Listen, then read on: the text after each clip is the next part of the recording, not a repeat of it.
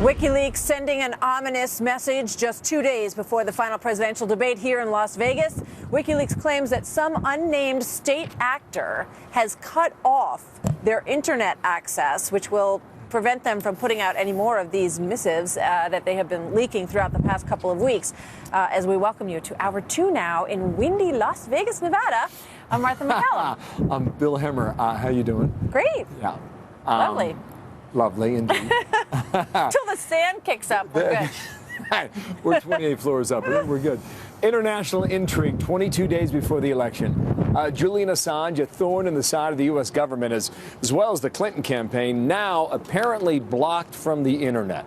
Now, this coming shortly after Wikileaks released another batch of email exposing insider information from the Clinton campaign. Ed Henry leads our coverage. Ed's live in Washington now, and the latest with Julian Assange is what? Ed, good morning to you. Well, Bill, good to see you. I mean, the grand total of John Podesta-related emails pushed out there by Wikileaks is now well over 10,000. And you're right, overnight, a lot of intrigue about whether Wikileaks and the website met its demise, or perhaps maybe even something happened to Julian Assange himself amid all of these revelations. You see him there. All of this adding to a swirl of intrigue as to whether or not a state actor of some kind, is it the U.S. government, is it someone else, trying to block Assange and Wikileaks from releasing even more damaging information ahead of that debate in Las Vegas on Wednesday night. It started with this tweet from Wikileaks that said, Julian Assange's internet link has been intentionally severed by a state party.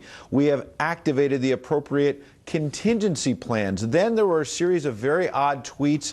Some marked pre-commitment, number one. Number two, number one was about John Kerry, the Secretary of State, of course, and then it had coding underneath that as if perhaps there were documents associated with that in case something happened to Assange and or the website. We're told early this morning that Assange is apparently okay, but is the website going to be up and running soon? We just simply don't know, Bill. And who is this state actor they're talking about? Is it the U.S. government or someone else? And why do they want to stop more revelations, Bill?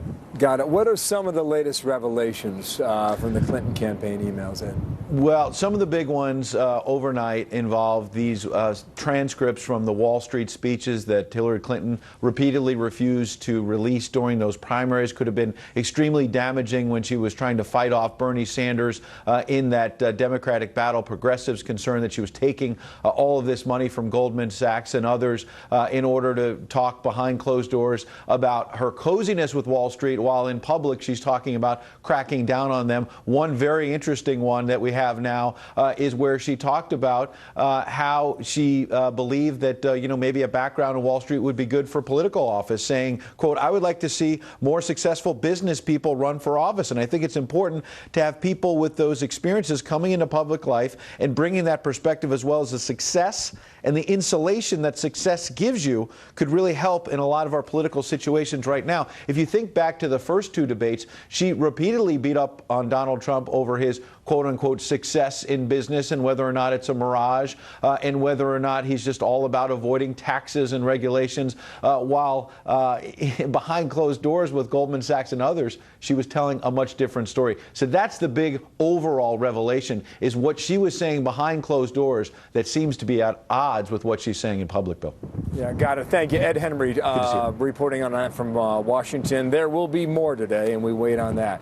Thank you, Ed. Here's Martha.